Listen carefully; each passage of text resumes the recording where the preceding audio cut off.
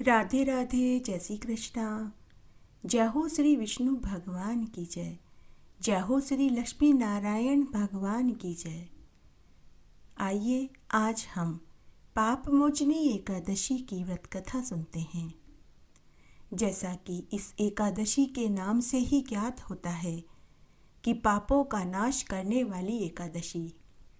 पाप मोचनी एकादशी का व्रत करने से मनुष्य के सभी पाप, चाहे वह जानबूझकर किए गए हों या अनजाने में हुए हों, उन सभी पापों का क्षय इस एकादशी का व्रत करने से ही नष्ट हो जाते हैं। सभी तरह के पाप, कायिक, वाचिक, मानसिक, सभी पाप इस एकादशी का व्रत करने से नष्ट हो जाते हैं। इस एकादशी का व्रत करने से 1000 गोदान करने जितना फल मिल जाता है। एक बार भगवान राम जी को रावण जैसे ब्राह्मण का वध करने पर ब्रह्म हत्या का पाप दोष लग गया था। तब इस दोष से मुक्ति पाने के लिए उन्होंने कपाल मोचन तीर्थ पर जाकर स्नान करके तप करना पड़ा था। तभी वे इस पाप दोष से छूट पाए थे। उसी तरह कलयुग में पाप मोचन एकादशी का व्रत करने और भगवान विष्णु का षोडशोपचार विधि से पूजन करके मनुष्य अपने अगले पिछले 7 जन्मों के पापों से छूट सकता है। ब्राह्मण, क्षत्रिय, वैश्य, शूद्र, स्त्री, पुरुष, युवा, वृद्ध सभी को पाप मोचनी एकादशी का व्रत करना चाहिए। भगवान कहते हैं कि अगर मनुष्य इस एकादशी का उपवास करते हैं तो वे सब तरह के घोर से भी घोर पाप कर्मों से छूट जाएंगे और अंत में विष्णु लोक को ही पाएंगे। सभी पाप कर्मों का नाश करके सर्वोच्च गति प्रदान करने वाली एक दुर्लभ यही एकादशी है। पाप मोचनी एकादशी प्रत्येक साल चैत्र मास के कृष्ण पक्ष में आती है। एक बार राजा युधिष्ठिर ने भगवान श्री कृष्ण से पाप मोचनी एकादशी का महात्म्य और कथा पूछी थी। तब भगवान श्री कृष्ण युधिष्ठिर से बोले कि हे राजन, एक समय राजा मानधाता ने भी लोमेश ऋषि से चैत्र मास के कृष्ण पक्ष की एकादशी की महिमा पूछी थी। तब लोमेश ऋषि ने राजा मानधाता को इस एकादशी का महात्म्य सुनाया था, जो इस प्रकार था। तब लोमेश ऋषि राजा मानधाता से बोले कि हे राजन, घोर से भी अत्यंत घोर जघन्य पापों को भी इस एकादशी का व्रत करके नाश कर सकते हैं। इस एकादशी के व्रत का पालन करने वाले व्यक्ति को अष्ट सिद्धि 9 निधियां सुलभ हो जाती है। इसी तरह भगवान श्री कृष्ण ने युधिष्ठिर को लोमेश ऋषि द्वारा सुनाई गई कथा सुनाई। वह इस तरह थी। सतयुग में देवताओं के कोषाध्यक्ष कुबेर के पास चैत्र रथ नाम का एक अत्यंत ही सुंदर उपवन था। उस उपवन में सदैव बसंत ऋतु का वास रहता था। वहां के चरणों को छूकर बहने वाली हवा की लहरें शीतलता प्रदान करती थी। चारों ओर सुंदर सुंदर फूल और फल थे। सुगंधित पुष्प और फलों से पेड़ लदे रहते थे। कोयल कू कू की ध्वनि करती थी। मोर नृत्य करते थे। भंवरे गुंजायमान करते रहते थे। पूरा उपवन हमेशा महकता रहता था। इस वन में स्वर्ग के देवता भ्रमण करने आते थे। समदेवराज इंद्र अपनी अप्सराओं के साथ चैत्र, वैशाख और माघ मास में इस उपवन में क्रीड़ाएं करने आते थे। गंधर्व गीत गाते थे, किन्नर नृत्य करते थे। इसी उपवन में च्यवन ऋषि के पुत्र मेधावी मुनि भी भगवान शिव को प्रसन्न करने के लिए कठोर तपस्या कर रहे थे। मेधावी मुनि भगवान महादेव के परम भक्त थे। उनकी तपस्या इतनी उग्र व कठोर थी जिसके कारण उनके शरीर में 100 सूर्य की लालिमा प्रकाशित होती रहती थी। उस मुनि का शरीर कामदेव की सुंदरता से भी अधिक सुंदर हो गया था।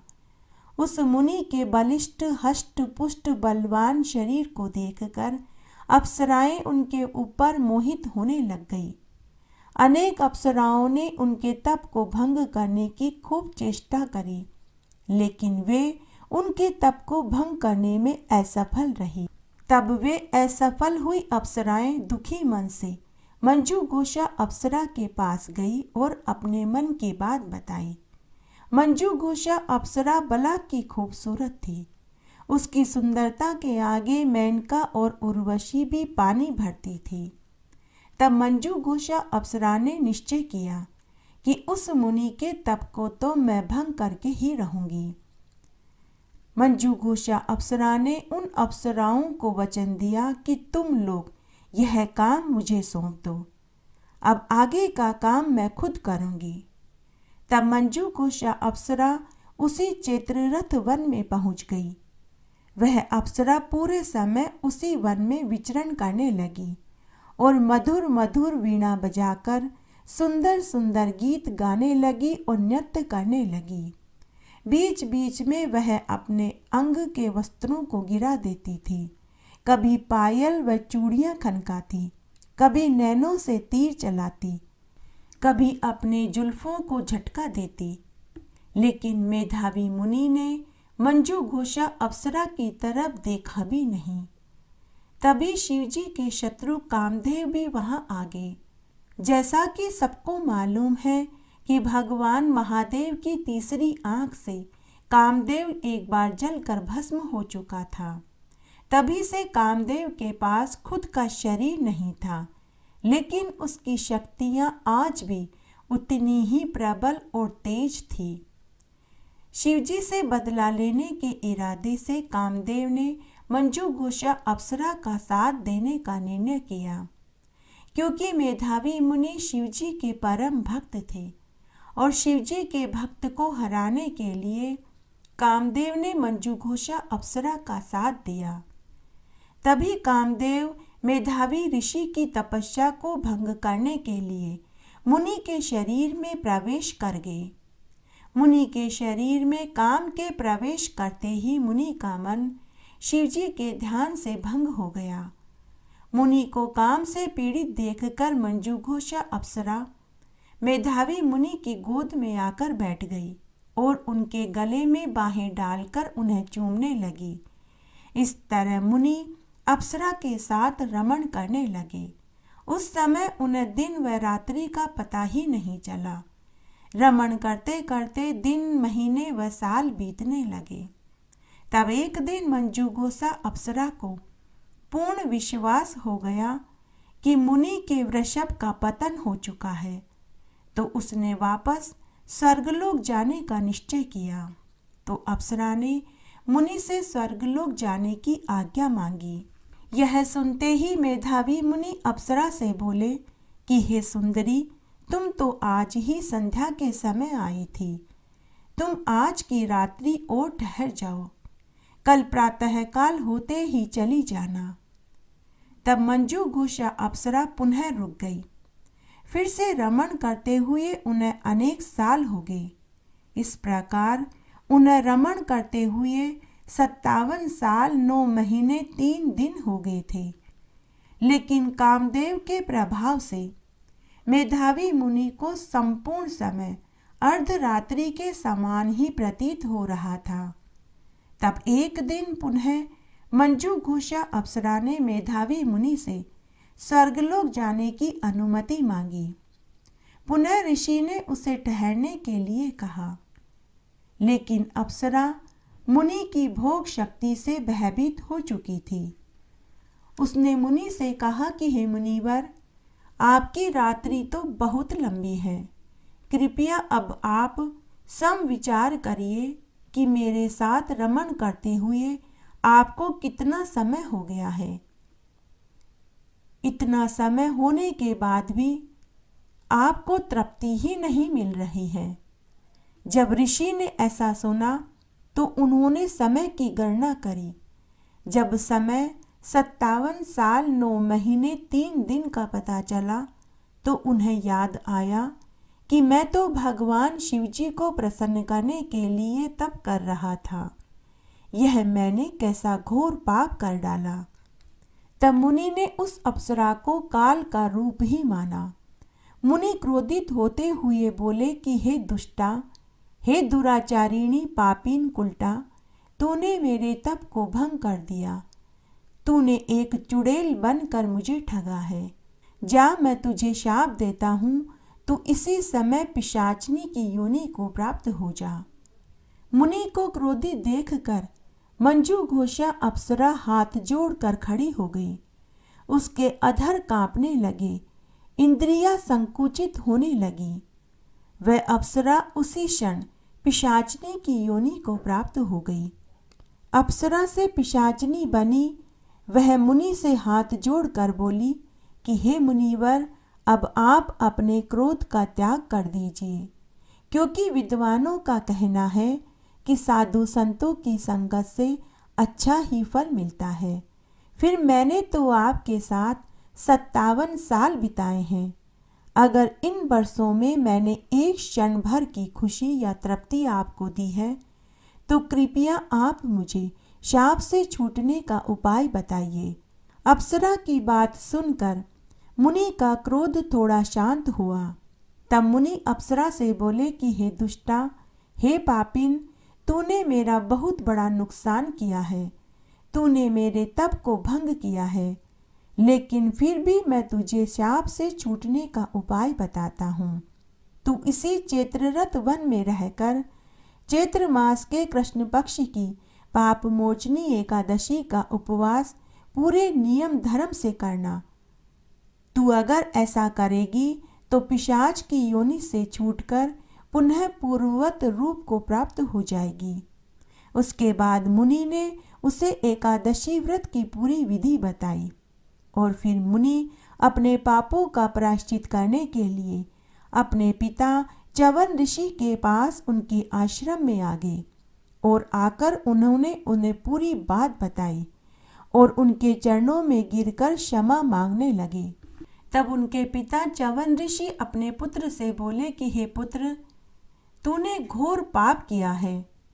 हे पुत्र, तेरे जीवन भर के सभी पुण्य और अब तक की तेरी कठोर तपस्या सभी नष्ट हो गए हैं। हे तात, तूने दो पाप किए हैं। एक तो पर स्त्री गमन किया, साथ ही तूने क्रोध में आकर उसे पिशाचनी होने का शाप भी दिया। हे पुत्र, इन दोनों पापों से छूटने का एक ही उपाय है। हे तात, तू चैत्र मास की पाप मोचनी एकादशी का विधि पूर्वक व्रत करना, विष्णु भगवान की पूजा करना। तू ऐसा करेगा तो इन पाप कर्मों के दोष से छूट जाएगा। तब मेधावी मुनि ने अपने पिता के सानिध्य में रहकर चैत्र मास की पाप मोचनी एकादशी का निर्जला उपवास किया तथा भगवान विष्णु की षोडशोपचार विधि से पूजन व रात्रि जागरण किया, जिससे वह पाप कर्म से छूट गया और पुनः तपस्या के पुण्य फल को प्राप्त किया।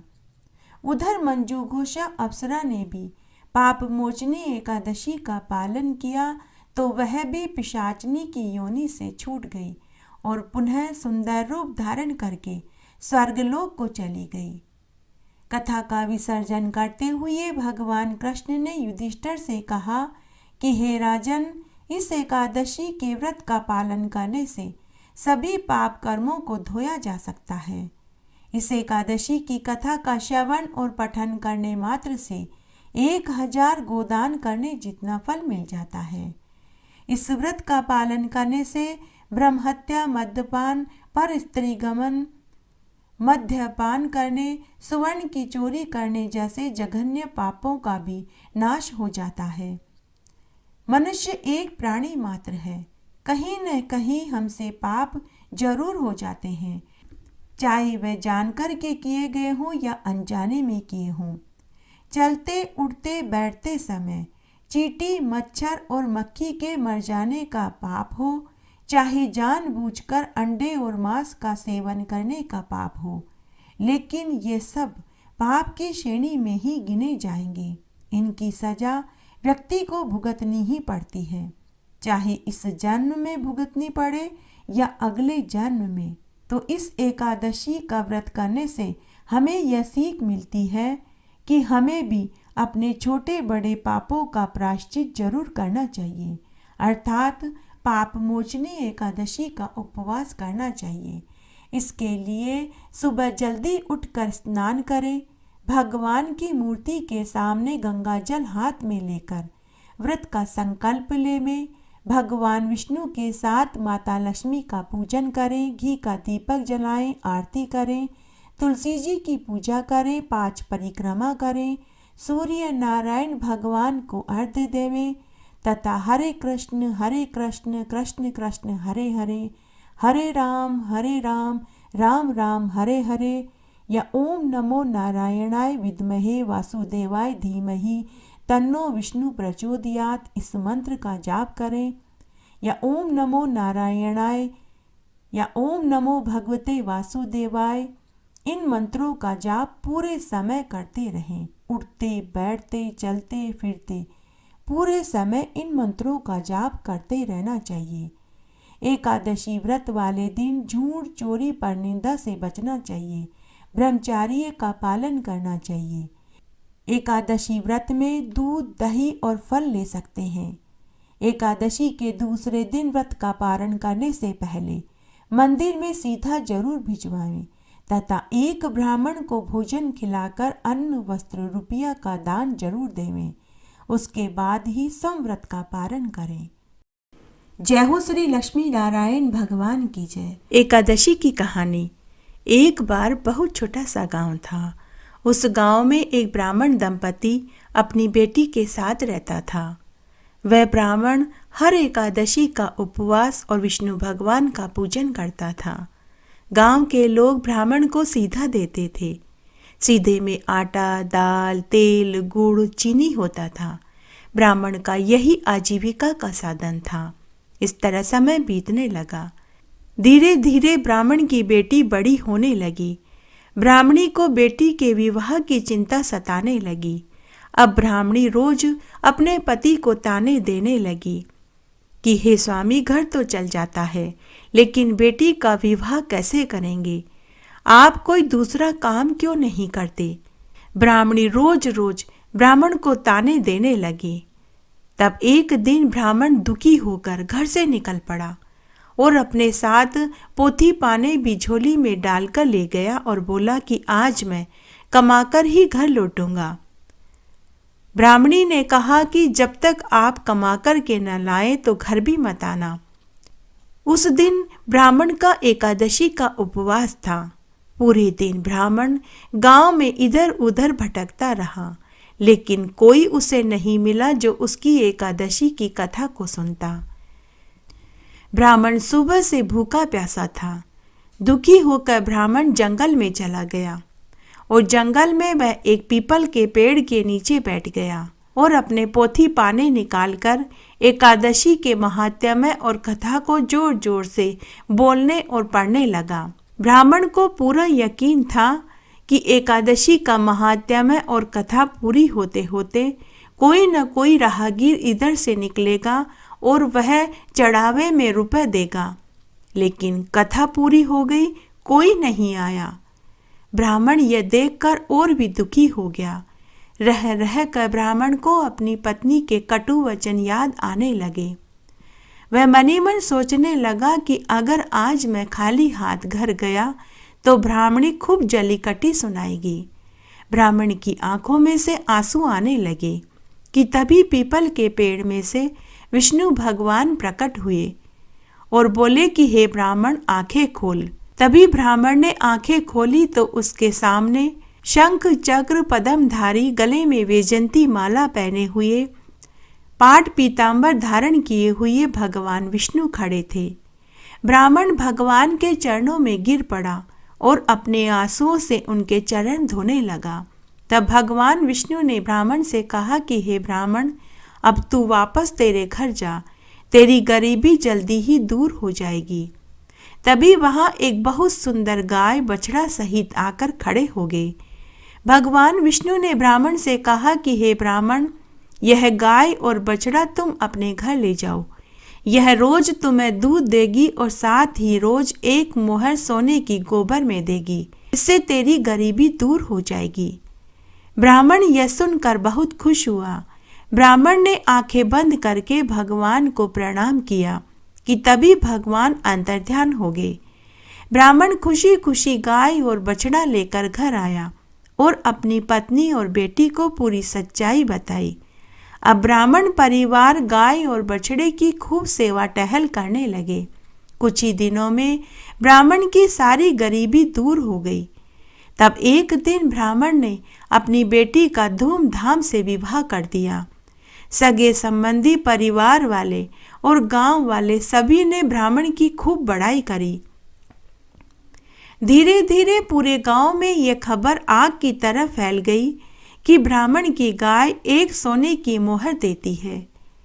यह खबर राज दरबार तक पहुंच गई।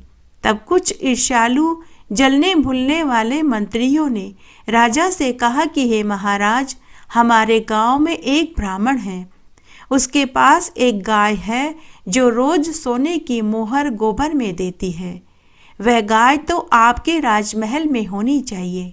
तब राजा ने सिपाही भेजकर ब्राह्मण के यहाँ से गाय महल में मंगवा ली। वह राजा भी भगवान विष्णु का परम भक्त था। उसी रात्रि को भगवान विष्णु ने राजा को स्वप्न में दर्शन देकर कहा कि हे राजन, जो गाय तुमने ब्राह्मण से ली है वो वापस ब्राह्मण को दे दो, साथ ही उसे खूब सारा धन भी दो। वह ब्राह्मण हर एकादशी का व्रत करता है और मेरा पूजन करता है। मैंने ही उसे वह गाय दी थी। दूसरे दिन राजा जब सोकर उठा तो उसे अपने स्वप्न वाली बात याद आई। राजा ने उसी समय रथ भेजकर ब्राह्मण को महल में बुलवाया और उसे खूब सारा धन भी दिया, साथ में गाय भी दे दी। उसके बाद राजा ने पूरी नगरी में यह ढिंडोरा पिटवा दिया कि सभी को एकादशी का व्रत करना चाहिए और एकादशी के महात्म्य को सुनना चाहिए और भगवान विष्णु और माता लक्ष्मी का पूजन करना चाहिए। एकादशी की कहानी। एक बार की बात है, एक गांव में एक ब्राह्मण दंपति अपनी 2 बेटियों के साथ रहते थे। एक बार वह ब्राह्मण दंपति 4 धाम की यात्रा पर गए तो वहां वे दुर्घटनाग्रस्त होकर मृत्यु को प्राप्त हो गई। जब गांव में इस बात का पता चला तो गांव में सभी को बहुत दुख हुआ। बेटियों को पता चला तो वे भी बहुत दुखी हुई और रोने लगी। बेटियों की उम्र 8 या 9 बरस की रही होगी। तब गांव के सरपंच ने ब्राह्मण की दोनों बेटियों को आश्वासन दिया कि बेटियों, अब रोज तुम्हारे घर गांव में से आटा, दाल, तेल, घी, गुड़, चीनी आ जाया करेगा। तुम्हें चिंता करने की कोई जरूरत नहीं। भगवान ने तुम्हारे माता पिता को छीना है, इसका हमें बहुत दुख है, लेकिन हम सब गांव वाले हमेशा तुम्हारी मदद किया करेंगे। पहले के ज़माने में लोग ब्राह्मण को सीधा दिया करते थे। सीधे में आटा, दाल, तेल, गुड़, घी, चीनी सभी होते थे। इस तरह गांव के हर घर से ब्राह्मण की दोनों बेटियों को खाने पीने का सामान जाने लगा। दोनों बेटियों का गुजर बसर आराम से चलने लगा। ब्राह्मण की छोटी बेटी बड़ी ही धार्मिक प्रवृत्ति की थी। उसका नाम सुमित्रा था। जब वे 18 और 19 बरस की हुई तो छोटी बहन सुमित्रा ने देखा कि गांव की औरतें हर एकादशी का उपवास करती है, भगवान विष्णु और माता लक्ष्मी का पूजन करती है। तो छोटी बहन ने अपनी बड़ी बहन से कहा कि जीजी, गांव की सभी औरतें हर एकादशी का उपवास करती है, भगवान विष्णु और माता लक्ष्मी का पूजन करती है और एकादशी का महात्म्य और कथा कहानियों को सुनती है। हमें भी हर एकादशी का उपवास करना चाहिए, भगवान विष्णु और माता लक्ष्मी का पूजन करना चाहिए और एकादशी का महात्म्य सुनना चाहिए। तो बड़ी बहन छोटी बहन से बोली कि छोटी तू ही कर ले, मुझसे भूख बर्दाश्त नहीं होती। अब छोटी बहन सुमित्रा पूरी श्रद्धा और लगन से एकादशी का उपवास करने लगी और एकादशी के महात्म्य और कथा कहानियों को गांव की औरतों के साथ बैठकर सुनने लगी। इस तरह समय निकलने लगा। तब एक दिन उनके गांव में काशी बनारस से साधु संतों की एक टोली आई और 10-15 दिन तक वह गांव में ही रहकर प्रवचन देने लगी। 10-15 दिन के बाद जब साधु संतों की टोली वापस तीर्थ यात्रा के लिए आगे को प्रस्थान करने लगी तो बड़ी बहन उन साधु सन्यासियों की टोली के साथ चली गई। लेकिन छोटी बहन ने अपना सत नहीं छोड़ा। वह बड़ी ही सादगी से अपने गांव में अपने ही घर पर रहने लगी। लेकिन उसे अपनी बड़ी बहन के जाने का बहुत दुख हुआ। तब एक दिन गांव के सरपंच ने एक फैसला लिया कि हमें ब्राह्मण की छोटी बेटी सुमित्रा का विवाह कर देना चाहिए, क्योंकि उसकी बड़ी बहन साधु संतों की टोली के साथ चली गई।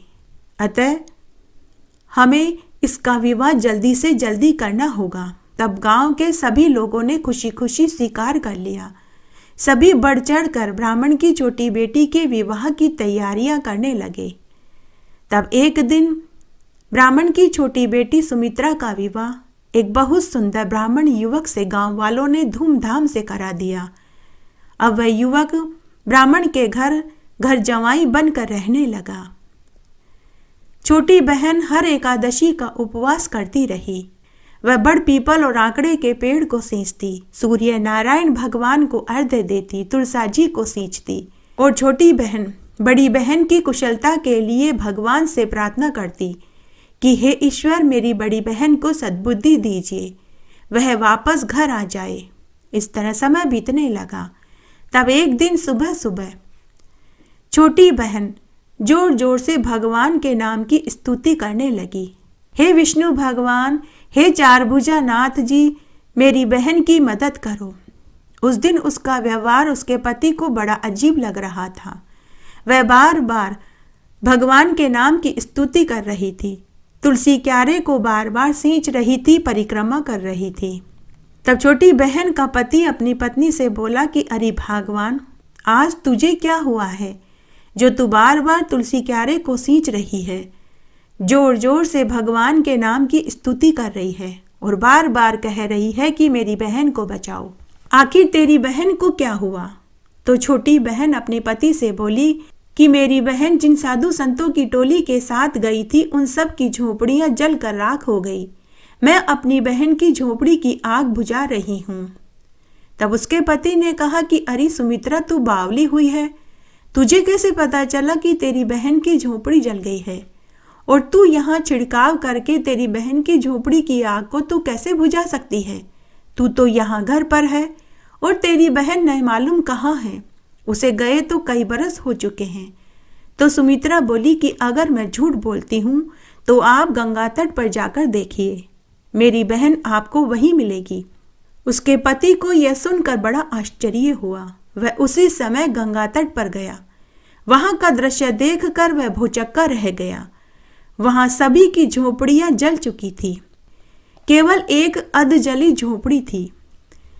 सुमित्रा का पति उस अधजली झोपड़ी के पास गया तो वहां एक बहुत पतली दुबली महिला बैठी रो रही थी। सुमित्रा का पति बोला कि जीजी, मैं तुम्हारी छोटी बहन सुमित्रा का पति हूँ। उसी ने तुम्हारी झोपड़ी की आग बुझाई है, उसी ने मुझे तुम्हें लेने के लिए भेजा है। तुम अब वापस घर चलो। बड़ी बहन चुपचाप अपनी छोटी बहन के पति के साथ गांव में अपने घर आ गई। जैसे ही वह घर में आने लगी तो छोटी बहन अपनी बड़ी बहन से बोली कि जीजी, मैं तुम्हें घर में एक ही शर्त पर आने दूंगी, जब तुम शादी करना स्वीकार करोगी। तो बड़ी बहन ने कहा कि छोटी, तू बड़ी ही समझदार है, तूने मुझे एकादशी का व्रत करने को कहा, लेकिन मैंने मना कर दिया। मुझे उसी का पाप दोष भोगना पड़ रहा है। मेरी बहन, अब इस उम्र में कौन मुझसे विवाह करेगा? तो छोटी बहन, जो बड़ी ही समझदार थी और समझदारी की बातें करती थी, उसने कहा कि जीजी, भगवान ने सबके रिश्ते पैदा होते ही बना दिए होते हैं। जीजी, आपका भी जोड़ीदार कहीं न कहीं कुंवारा बैठा होगा, इसलिए जीजी आप अभी वापस जाइए। हमारे गांव में 4 दरवाजे हैं, आप हर दरवाजे पर जाकर देखिए। जो भी भला पुरुष आपको सबसे पहले मिले, आप उसी के गले में वरमाला डाल देना और उसी से विवाह कर लेना। तब बड़ी बहन गांव के पहले दरवाजे के पास गई तो वहां उसे एक कोढ़ी पुरुष बैठा हुआ मिला। उसके शरीर पर मक्खियां भिनभिना रही थी। बड़ी बहन ने उसे देखा और वह वापस घर आ गई। छोटी बहन ने कहा कि जीजी, तुम अकेली कैसे आई? बड़ी बहन बोली कि छोटी, मेरी किस्मत ही खराब है। गांव के दरवाजे पर मुझे एक कोढ़ी पुरुष बैठा हुआ मिला। उसके पूरे शरीर पर मक्खियां भिनभिना रही थी। तो छोटी बहन बोली कि जीजी, आप गांव के दूसरे, तीसरे, चौथे सभी दरवाजों पर जाइए। उसके बाद बड़ी बहन वापस गांव के दूसरे, तीसरे, चौथे दरवाजे पर गई तो हर दरवाजे पर उसे वही कोढ़ी पुरुष बैठा हुआ मिला। बड़ी बहन ने इसे अपनी किस्मत समझ लिया और उसी के गले में वरमाला डाल दी। तब कोढ़ी पुरुष बड़ी बहन से बोला कि तुमने मुझसे विवाह क्यों किया? तुम किसी भले पुरुष से भी विवाह कर सकती थी। तो बड़ी बहन बोली कि मेरे ऐसे कर्म कहाँ जो कोई भला पुरुष मुझसे विवाह करता। अब मैं तुम्हारी सेवा करके अपने पापों को धोऊंगी। उसके बाद बड़ी बहन अपने पति के साथ उसके घर आ गई और अपने पति की सेवा करने लगी। अब बड़ी बहन भी हर एकादशी का उपवास करने लगी। इस तरह समय बीतने लगा। तब एक बार उनके गांव में भागवत कथा करने वाली काशी बनारस से एक मंडली आई। कोढ़ी पति ने अपनी पत्नी से कहा कि मुझे भागवत कथा सुननी है। तुम मुझे भागवत कथा सुनाने के लिए पांडाल में लेकर चल। बड़ी बहन अपने कोढ़ी पति को अपने कंधे पर लाद कर पांडाल में पहुंची। जैसे ही वह पांडाल के भीतर जाने लगी तो लोगों ने उसे पांडाल में बैठने नहीं दिया। बड़ी बहन अपने पति के साथ पांडाल के बाहर बैठकर भागवत कथा सुनने लगे। माघ का महीना चल रहा था। कड़ाके की सर्दी पड़ रही थी। खुले में भागवत कथा सुनने से बड़ी बहन और उसके कोढ़ी पति को बहुत ठंड लग रही थी, लेकिन उन्हें देखकर किसी को भी उनके ऊपर दया नहीं आई। इस तरह भागवत कथा सुनते हुए उन्हें 3-4 दिन निकल गए। तब 5वें दिन बहुत तेज तेज हवाएं चलने लगी, साथ ही बरसात भी होने लगी। बड़ी बहन और उसका कोढ़ी पति पूरे भीग गए। तब बड़ी बहन ने अपने कोढ़ी पति से कहा कि सुनो जी, बहुत तेज बरसात हो रही है, हमें वापस घर चलना चाहिए। लेकिन कोढ़ी पति बोला कि नहीं नहीं भगवान, हम दोनों यहीं रहकर भागवत कथा सुनेंगे।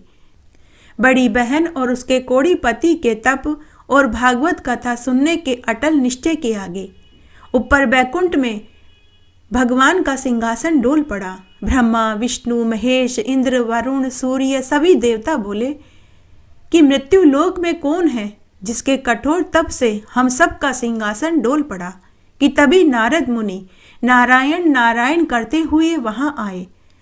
तब नारद मुनि सभी देवताओं से बोले कि पृथ्वी पर एक कोढ़ी और उसकी पत्नी है जो माघ मास का स्नान और व्रत कर रहे हैं और खुले प्रांगण में सर्दी में बैठकर भागवत कथा सुन रहे हैं। उन्हीं के कठोर तप से आप सबका सिंहासन डोल पड़ा। उसी समय भगवान विष्णु माता लक्ष्मी के साथ देवीमान में बैठकर पांडाल के सामने उतरे। देवीमान के वहां पहुंचते ही भागवत कथा सुन रहे लोगों का पांडाल उड़ गया। सभी देव विमान देखकर विमान के पास भगवान के दर्शन करने के लिए पहुंचे, लेकिन तब तक देव विमान कोढ़ी और उसकी पत्नी को लेकर स्वर्ग में जा चुका था। वहां खड़े सभी लोग पछताने लगे। इस तरह एक छोटी बहन ने अपनी बड़ी बहन को ताड़ दिया। हे एकादशी भगवान, जैसे आपने बड़ी बहन और कोढ़ी पति को उनके तप, माघ स्नान के व्रत और एकादशी व्रत का फल दिया, वैसे सबको देना, कहानी कहने वाले को, सुनने वाले को और हुक्कारा भरने वाले को। एक बार बहुत छोटा सा गांव था। उस गांव में एक राजा रानी अपनी 2 जुड़वा बेटियों के साथ रहते थे। राजा ने अपनी छोटी बेटी का नाम मीनाक्षी रखा और बड़ी बेटी का नाम लीलावती रखा।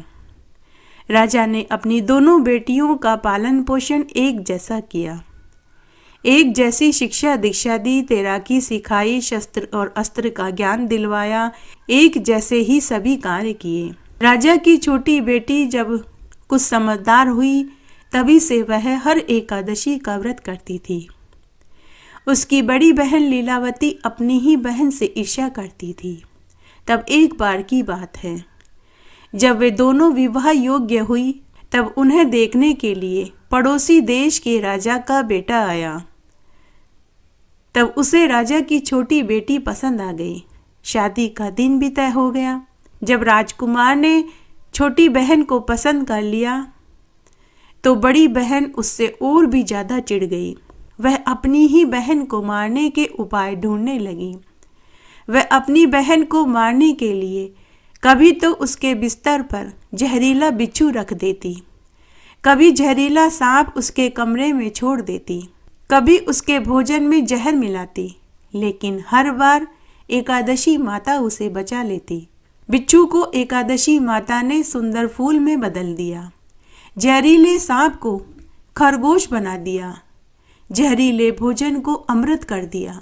तब एक दिन बड़ी बहन ने धोखे से छोटी बहन को तालाब में ले जाकर के धक्का दे दिया, लेकिन ग्यारस माता ने उसे वहां भी बचा लिया। तब बड़ी बहन सोच में पड़ गई कि मैंने इसे कितनी बार मारना चाहा, लेकिन जरूर यह कोई जादू टोना जानती है जो हर बार बच जाती है। तब एक रात्रि को बड़ी बहन झूठा प्यार लुटाते हुए अपनी छोटी बहन से बोली कि अरे मीनाक्षी, अब तो तू विवाह होकर चली जाएगी, क्या आज मैं तेरे कक्ष में तेरे साथ सो सकती हूँ? तो छोटी बहन ने कहा कि हाँ जीजी, जरूर आप मेरे साथ सोइए। इस तरह बड़ी बहन छोटी बहन के कक्ष में सोने चली गई।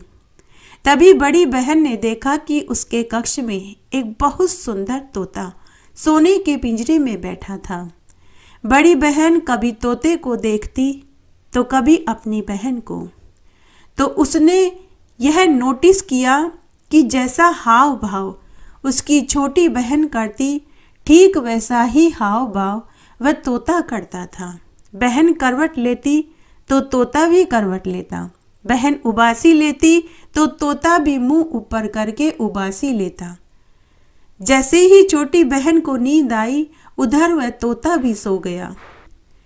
बड़ी बहन यह सब कुछ देख ही रही थी कि तभी उसे जादूगर वाली कहानी याद आई।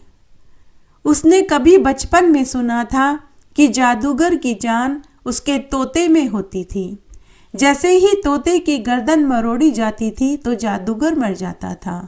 तभी उसके दिमाग में एक ख्याल आया कि अगर मैं तोते की गर्दन तोड़ दूं तो मेरी बहन भी मर जाएगी। तो उसने उसी समय तोते की गर्दन तोड़ दी। तोते की गर्दन तोड़ते ही छोटी बहन मरणासन हो गई। उसी समय उसने उस तोते को और अपनी बहन को एक लकड़ी के संदूक में रखा और घोड़े पर बैठकर नगर के बाहर वन में छोड़ आई और स्वयं अपनी बहन की जगह आकर सो गई। क्योंकि दोनों बहनें जुड़वा थी तो देखने में भी वे एक जैसी ही दिखती थी। केवल उनकी आवाज ही उनकी पहचान थी। केवल राजा रानी ही उन्हें पहचान सकते थे, अन्य कोई भी पहचान नहीं सकता था। इस तरह समय बीता। छोटी बहन का विवाह वाला दिन भी आया। बड़ी बहन छोटी बहन के कपड़े पहनकर उसी की तरह हाव भाव बनाकर रहने लगी। महल में सबने बड़ी बहन राजकुमारी लीलावती को खूब ढूंढा, लेकिन वह कहीं नहीं मिली। तो राजा रानी ने सोचा कि वह पहले भी कई कई दिन तक घुड़सवारी के लिए चली जाती थी, तो हो सकता है वो पहाड़ों पर चली गई हो। राजा रानी ने सोचा कि अपने आप आ जाएगी। तय समय पर बारात आ गई। बड़ी बहन दुल्हन बनकर बैठ गई। वरमाला हुई, फेरे हुए, बारात विदा हुई। जब बड़ी बहन विदा होकर ससुराल आई तो सबने उसका खूब आदर सत्कार किया। सुहागरात के दिन राजकुमार को कुछ अटपटा सा लगा। उसने महसूस किया कि जिसने उसको पसंद किया था वह यह नहीं है। तब राजकुमार बड़े ही अनमने भाव से सुहागरात मनाए बिना ही कक्ष से बाहर चला गया और फिर घोड़े पर बैठकर घने वन में पहुंच गया। ग्यारस माता की प्रेरणा से राजकुमार का घोड़ा जाकर वहीं रुका जहां संदूक में छोटी राजकुमारी व उसका तोता था। राजकुमार को जब संदूक दिखाई दिया तो राजकुमार ने जिज्ञासावश संदूक को खोल कर के देखा तो उसमें वही राजकुमारी और तोता दिखे। राजकुमार संदूक में बेहोश पड़ी राजकुमारी को देखा तो वह समझ गया कि यह तो वही है जिसे मैंने विवाह के लिए पसंद किया था। तब राजकुमार ने उसे संदूक से बाहर निकाला, उसके मुंह पर जल का छींटा दिया तो उसकी मूर्छा खुल गई और वह तोता भी उठकर बैठ गया। तब राजकुमार ने उससे पूछा कि तुम यहाँ कैसे आई और फिर जिससे मेरा विवाह हुआ था वह कौन थी? तो राजकुमारी मीनाक्षी ने पूरी बात बताई। तब राजकुमार ने तोते को सदा के लिए आकाश में उड़ा दिया ताकि कभी कोई उस तोते को मारकर राजकुमारी को न मार पाए। फिर राजकुमार ने छोटी राजकुमारी से गंधर्व विवाह कर लिया और उसे लेकर अलग महल में रहने चला गया। समय बीता।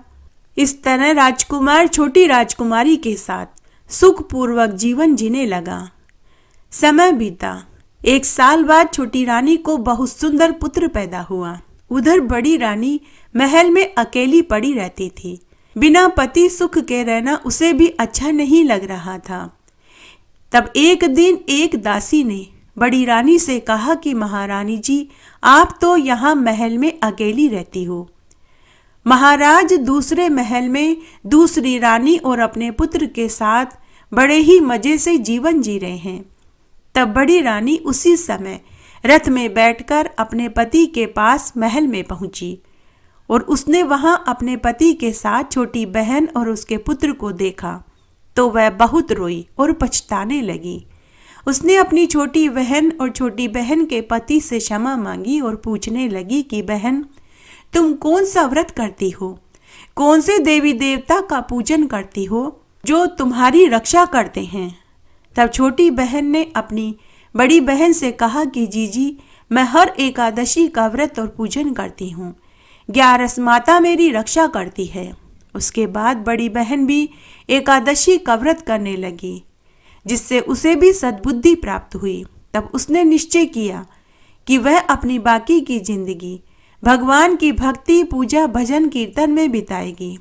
तो वह अपनी छोटी बहन को सदा सुखी रहने का आशीर्वाद देकर हरिद्वार में जाकर कुटिया बनाकर के रहने लगी। इससे उसके भी जीवन भर के समस्त पाप धुल गए और मरने के बाद उसे भी 11 माता ने स्वर्गलोक में वास दिया। जय हो एकादशी भगवान की जय। तुलसी जी की कहानी। एक बार की बात है, बहुत छोटा सा गांव था। उस गांव में एक विधवा ब्राह्मणी अपने बेटा, बहू और बेटी के साथ रहती थी। ब्राह्मणी की बेटी बड़ी ही धार्मिक प्रवृत्ति की थी। उसका नाम सुशीला था। सुशीला की माँ और भाई उसे खूब लाड़कोड़ से रखते थे, लेकिन उसकी भाभी उसे पसंद नहीं करती थी। वह अपनी सास से कहती थी कि माँ जी, आप ननद बाई से घर का कामकाज क्यों नहीं करवाते? आखिर में तो यही काम आएगा, पराए घर जाएगी तो दुख उठाना पड़ेगा। ससुराल वाले हमें ही ताने देंगे कि हमने इसे घर का कोई कामकाज नहीं सिखाया। तो ब्राह्मणी और उसका पति हंसकर टाल देते कि हमारी तो एकोएक लाडली सुशीला है, अपने आप सब सीख जाएगी। सुशीला ने जब से होश संभाला तभी से वह तुलसी जी को सींचती, दिया बाती करती, रोज 5 परिक्रमा करती, तुलसी जी के 16 श्रृंगार करती, मेहंदी, काजल, बिंदी लगाती, चुनरी उड़ाती, मिश्री और माखन का भोग लगाती और तुलसी जी के 5 भजनों को गाती। पूजा करने के बाद वो बोलती कि हे तुलसी माँ, सोने के लोटे में जल दो और लड्डवन का थाल दो। तो ऐसा कहते ही दोनों चीजें उसके सामने आ जाती। सुशीला उन्हें ले जाकर अपनी माँ को दे देती, जिससे उनके घर में कभी अन्न धन की कमी नहीं हुई। समय बड़ा खुशी खुशी बीत रहा था। जब सुशीला विवाह लायक हुई तो ब्राह्मणी ने अपने बेटे से कहा कि बेटा, तेरी बहन विवाह लायक हो गई है, इसके लिए अच्छा घरवर तलाश करो ताकि हम सुशीला का धूमधाम से विवाह कर सकें। तभी सुशीला की भाभी बीच में ही बोली कि माँ जी, मेरे तो एक लाडली ननद है, इसके लिए तो घर वर मैं ही ढूंढूंगी। मेरी कौन सी 2-4 नंदे हैं। अपनी ननद के नेक 4 तो मैं ही करूँगी, मैं ही बन्नियाँ गाऊंगी। तब पति और सास ने कहा कि जैसा तुम ठीक समझो वैसा करो। तब भाभी अपने मन ही मन सोचने लगी कि अब आया ऊंट पहाड़ के नीचे, अब मैं अपनी मन की निकाल लूँगी। बरसों से वह अपनी ननद से खार खाए बैठी थी, तो उसने मन ही मन सोचा कि इसके लिए ऐसा गरीब घरवर ढूंढूंगी ताकि मेरी सास और मेरे पति को सबक मिल सके। तब भाभी ने एक गरीब से गरीब घर में सुशीला का रिश्ता तय कर दिया। तब ब्राह्मणी ने और उसके बेटे ने सुशीला का धूमधाम से विवाह कर दिया। जब सुशीला विवाह होकर ससुराल में पहुंची तो कोई वहां मंगल गीत गाने वाली महिलाएं नहीं थी, न ही किसी ने उसका आवभगत किया। ससुराल में केवल उसकी विधवा सासू और एक कुंवारी ननद थी। रात्रि में सुशीला ने दाल रोटी खाई और सो गई। सुबह रोज की तरह वह जल्दी उठी, स्नान आदि करके। सुशीला अपनी सासू माँ के पास आई और पूछने लगी कि माँ जी, मेरे नित्य का नियम है कि मैं तुलसी जी की पूजा करती हूँ, तभी मैं अन्न जल ग्रहण करती हूँ। माँ जी, हमारे घर में तुलसी जी का पौधा कहाँ है? तो सास बोली कि बहू, हमारे घर में तो तुलसी का पौधा ही नहीं है। ऐसा करो, तुम अपनी ननद को साथ लेकर पड़ोस में चली जाओ, वहाँ तुलसी का पौधा है, तुम वहाँ जाकर पूजा कराओ। तब सुशीला अपनी छोटी ननद को साथ लेकर पड़ोस में तुलसी जी की पूजा करने चली गई। सुशीला ने वहाँ तुलसी जी की पूजा करी। हमेशा की तरह पूजा करने के बाद वह बोली कि हे तुलसी माँ, सोने के लोटे में जल दो और लडवन का थाल दो। उसी समय दोनों चीजें उसके सामने आ गई। सुशीला ने दोनों सामान पड़ोसन को पांव छूकर दे दिया। पड़ोसन धन और लड्डू पाकर बहुत खुश हुई। पड़ोसन ने सुशीला से कहा कि बहू, तुम तो रोज तुलसी जी की पूजा करने आ जाया करो। पड़ोसन को धन का लालच आ गया। जैसे ही सुशीला अपनी ननद के साथ घर आई तो ननद ने अपनी माँ को सारी बात बता दी। सास यह सुनते ही लाल पीली हो गई कि सोने का लोटा और लड्डुअन का थाल पड़ोसन को दे दिया। अब देखती हूँ कल कैसे पड़ोस में पूजा करने जाती है। दूसरे दिन सुबह जब सुशीला पूजा की थाली लेकर पड़ोस में तुलसी पूजा करने जाने लगी तो सास ने मना कर दिया। सास बोली कि बहू, कोई ज़रूरत नहीं है रोज रोज दूसरों के घर पूजा करने जाने की। बहू, तेरे मायके के रीति रिवाज यहाँ नहीं चलेंगे। चलो चुपचाप से घर के कामकाज में लग जाओ। सुशीला अपनी सास से कुछ नहीं बोली। उसने घर के चौके का सारा काम किया, झाड़ू पोछा किए, बर्तन किए, भोजन बनाया, सबको भोजन खिलाया, लेकिन उसने स्वयं अन्न जल ग्रहण नहीं किया, क्योंकि उसका नित्य का नियम था। वह तुलसी जी की पूजा करने के बाद ही अन्न जल ग्रहण करती थी। इस तरह 4-5 दिन निकल गए। तब एक रात्रि को स्वप्न में तुलसी माता ने सुशीला को दर्शन देकर कहा कि बेटी उठो, क्यों भूखी प्यासी हो? बेटी, तुम आजकल मेरी पूजा भी नहीं करती हो, नहीं तुम मुझे जल से सींचती हो, न घी का दीपक जलाती हो, न परिक्रमा करती हो, और नहीं तुम मीठे मीठे मुझे भजन सुनाती हो। तो स्वप्न में ही सुशीला बोली कि हे तुलसी माँ, मेरे ससुराल में तुलसी का पौधा ही नहीं है, पड़ोस में मुझे सासू ननद जाने नहीं देती। तब तुलसी माँ बोली कि बेटी, मैंने तेरे घर के आंगन में अपना वास बना लिया है, तुम अब रोज मेरी पूजा किया करो। ऐसा कहकर तुलसी माँ अंतर्ध्यान हो गई। सुबह जब सुशीला सोकर उठी तो उसे रात्रि के स्वप्न वाली बात याद आई।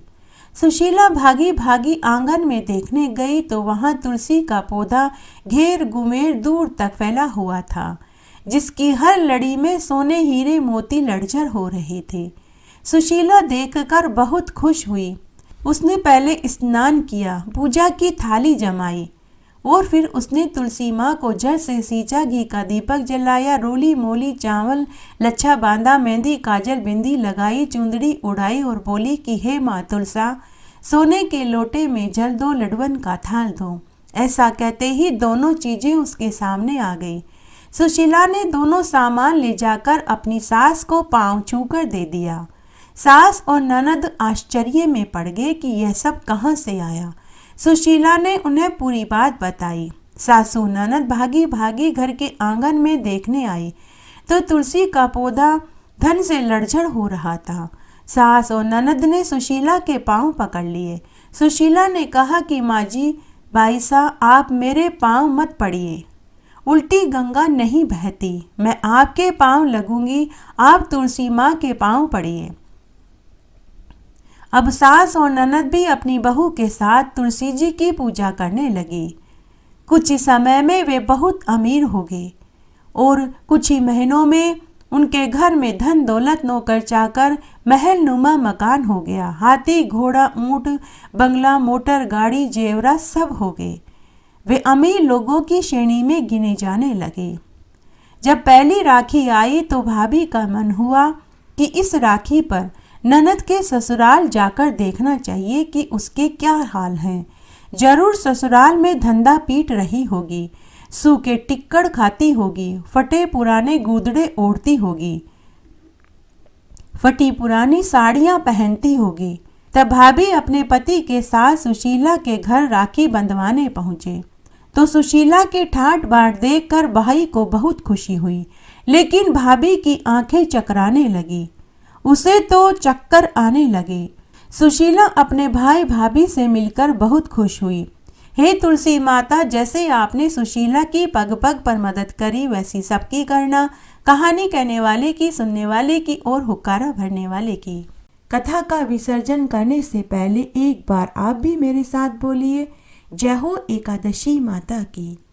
इस तरह आज हमने चैत्र मास के कृष्ण पक्ष की पाप मोचनी एकादशी की संपूर्ण व्रत कथा सुनी।